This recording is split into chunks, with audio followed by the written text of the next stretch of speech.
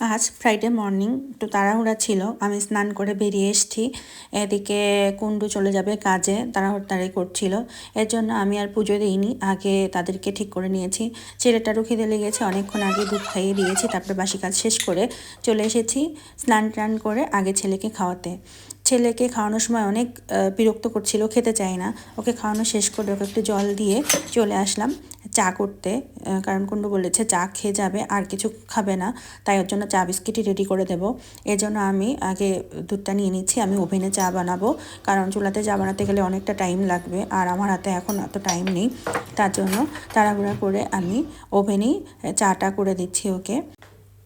আজ সকালে শুধু চা আর বিস্কিটই দিয়েছি, কারণ আমার হাতে সময় ছিল না, তারও হাতে সময় ছিল না, তাই সেই বলেছে চা বিস্কিট খেয়ে যাবে, তাই চা বিস্কিটই করে দিয়েছি। আর ছেলেকে টিভি চালিয়ে দিয়েছে, টিভি দেখছে বসে বসে।